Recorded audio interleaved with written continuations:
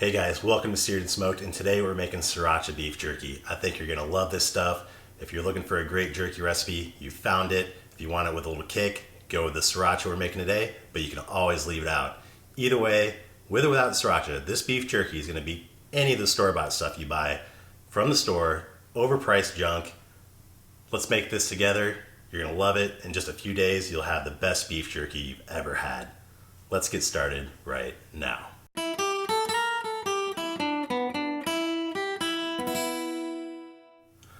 Okay, so first we need to talk about what type of meat you're gonna buy.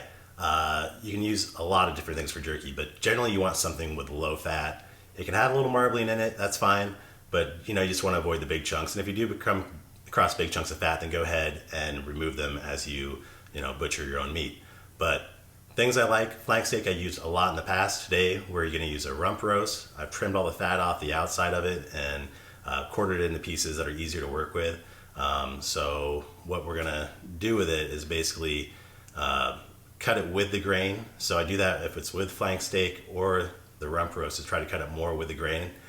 So that way you have kind of end up with these nice pieces that end up being about the thickness of a pencil. This is going to shrink a lot. You can cut it as thin as you like, but generally I like it, it's probably about 1/4 inch or so thick. And you just want to make it nice and consistent. So what I do is you take the rump roast and then you quarter it down into these more manageable pieces that are probably around 3/4 of an inch thick. They could be thicker, they could be an inch. They could even be thicker than that. They could be 2 inches if you want. But then after you do that, you have a piece that is easy to cut down into these smaller strips. And if you make them similar sizes, they're just easier to lay out as you dehydrate the beef. So this is kind of the process I go through. Buy your larger piece of meat, whether it's a flank steak, if you've got a lean piece of chuck, that could possibly work. This is rump roast, which is like top round, bottom round. And then go ahead and get it down into manageable sized pieces. So that's what we want to end up with in the long run. So I'm gonna go ahead and get to work and slice this up, and then I'll show you the marinade, which the marinade is really what makes this recipe go around. It's always, you can start out with a great piece of meat, you have a terrible marinade, and it's gonna come out like crap. You can have a pretty average piece of meat and have a great marinade, and it's gonna come out terrific. So, secrets in the marinade. So let's go ahead and get to that.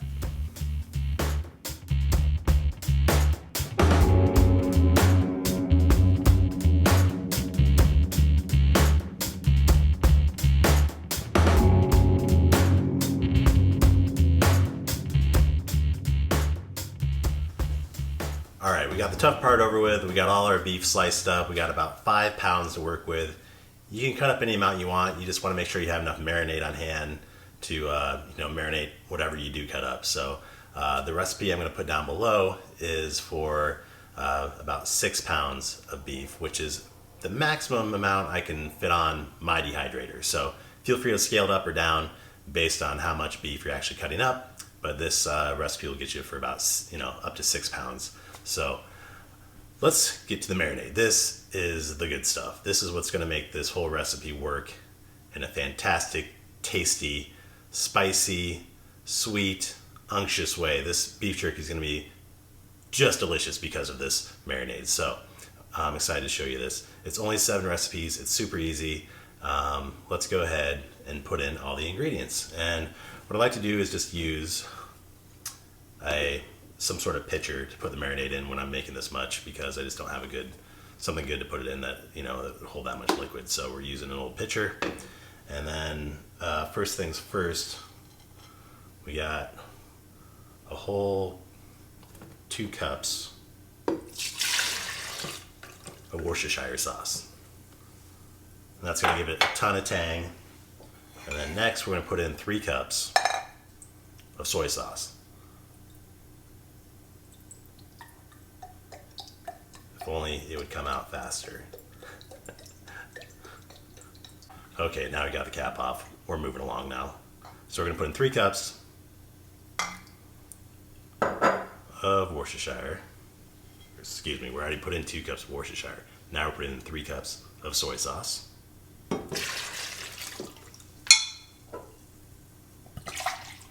there's 2. Now we just need 1 more. And that's going to give, the soy sauce is going to bring in some salt. So we really don't need to add any salt to this. We are going to add 3 teaspoons garlic powder and 3 teaspoons of onion powder. And then we got 1 cup of Sriracha.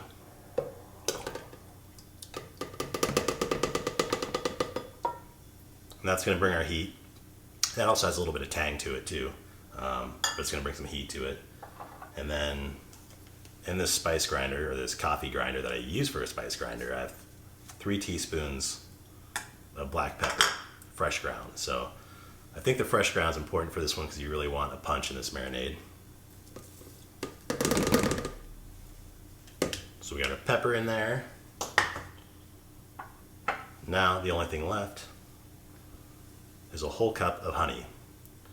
And that's just going to balance this whole marinade out. So you want some sort of sweetness in there so it's just not salt overload. It's like making any good marinade. This isn't a whole lot different than I'd make for if I was going to make a nice steak marinade with like a little bit of an Asian flair. So similar ingredients. It's just going to marinate a heck of a lot longer. And pieces of steak are going to be cut up a lot more thin. So it just penetrates every pore of that meat for that strong flavor and also the cure so you can, eat it 2 weeks later. So we got our meat cut up, we got our marinade in this pitcher. I'm gonna go ahead and mix it up, and then we're gonna put our everything together in containers and get ready for the marinade that's gonna happen overnight. Okay, so we're almost there for basically the first part of this process, which is just getting things in the fridge, marinating overnight. And all I did is just divide it into 2 equal bags. So we got 2.5 pounds or so, up to 3 pounds in each bag. And you can put more in there. I usually just fill it about halfway or less, and then that leaves plenty of room for the marinade and for everything to move around together. So now we just kind of stir up the marinade a little bit.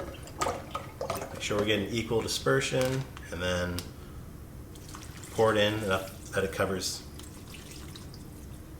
all the steak. So you might not have to use all the marinade, that's fine. That's basically what we're looking for, is just a nice even coverage. And I try to get all the air out of the bag. So we'll just repeat with this one, and if I have leftover marinade, I'll just equally divide it between the 2. So this one looks a little more full than the other one. So I'm going to add a little more marinade to the other bag. Then after that, we just have to wait. And I've done this marinade for as little as 8 hours, but I recommend longer. I don't think you need to go 2 days, but you can. You can go 3 days if you wanted to. But usually my patience runs thin. I don't really plan that far in advance, so I'm usually looking to do this, get it marinated for about 24 hours, maybe a little less, and then we'll get it on the dehydrator, which will take about another day. It's killing me. 2 more days I gotta wait for this stuff. But for you just gotta wait about, 3 more minutes to get to the end of this video, and then you can start your own jerky making process. I'll see you tomorrow, which is in just a few seconds for you.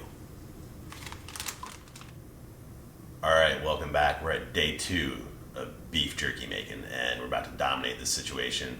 We got everything we need here to get in our dehydrator here, which we have to my left.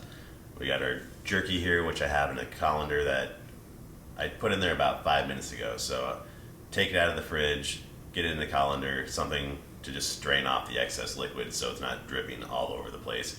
It's still gonna drip, you can't avoid it, but it just won't be quite as messy. So my system, I got 4 racks here. This is an Excalibur dehydrator. I've had it for about 10 years. It works great. I've never had a reason to replace it, so I just keep rolling with this. If I was to do it differently, instead of having 4 racks, I'd get one with 9 racks so you can make a lot more, or you just spread out your jerky a little more freely. I have to be pretty careful with 4 racks. I have to really crank, kind of get in there pretty tight, which you're going to see here in a second. and then I'll just show you the features of this model, things I like about it. If you're buying one in the future, things to look for.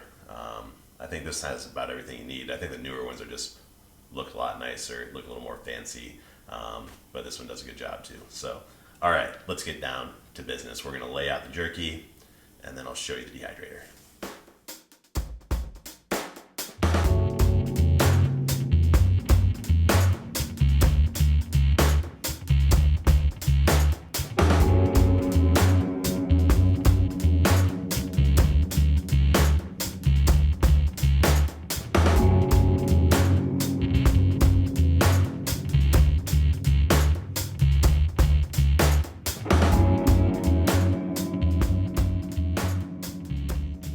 Okay, so we have all the jerky laid out on the 4 sheets. As you can see, it is stacked in there pretty tight.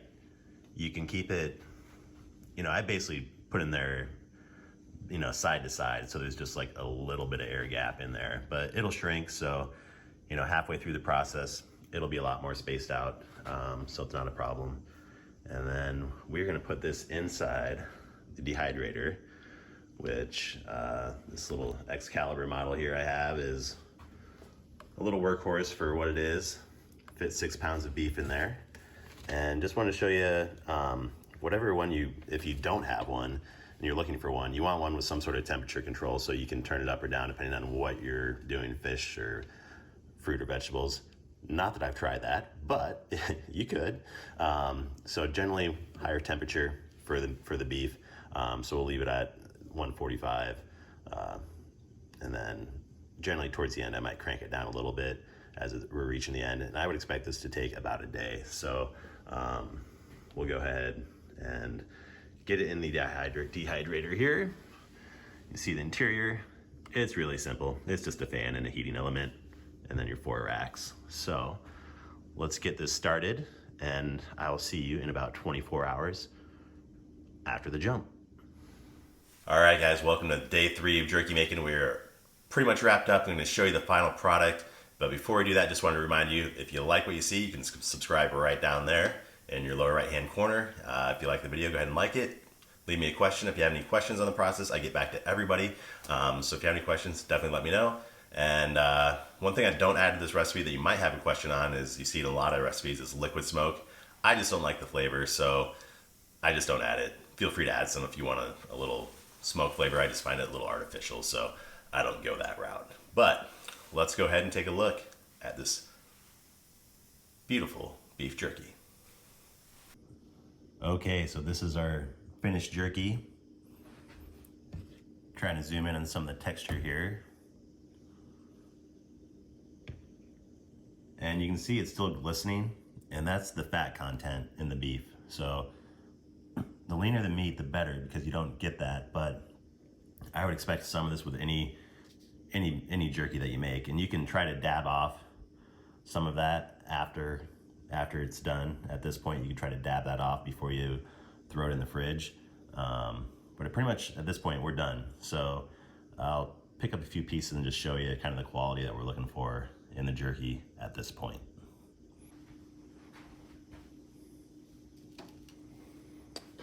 All right, so we'll take another little closer look at this beef jerky here. And you can see, once again, this one's got a little fat content in it. You can see the glistening. And you can see the peppers, the ground pepper that's on the outside, so that's gonna give it some heat. And then basically the quality that we're looking for is that you can kind of rip it apart. So it comes apart fairly easily. And this is generally also why I like cutting it with the grain.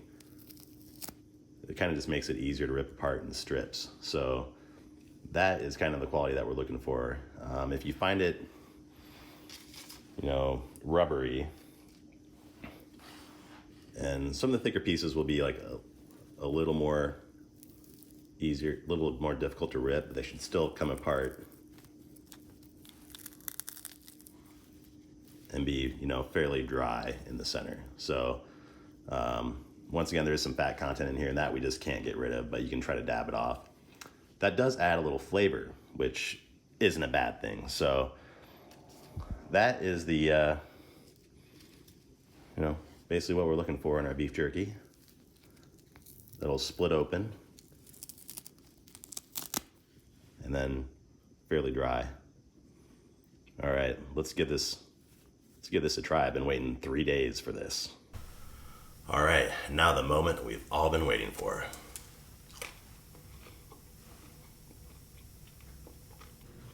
That is good. What I love about this jerky, it's like a well-seasoned steak with a little extra, punch to it than your normal steak. The marinade really sets in overnight, so every little bite has a ton of flavor, and I really love the heat. I like a lot of black pepper regardless, and then the sriracha adds a little more kind of a mellow heat throughout, so keep you coming back for more. Just get a little more of that burn. It's not overwhelming. If you like a little spice, I think you'll like it. If you don't like spice at all, just leave out some of the sriracha and some of the black pepper and just tone it down a notch. The marinade will still have a ton of flavor. So this is a good one. Give it a try. Let me know what you think in the comments. Share the recipe if you like it. And I hope to see you next time at Seared and Smoked, where food always tastes better outdoors. Although today we're working indoors because it's winter and it's good for jerky recipe time. We'll see you next time. Thanks.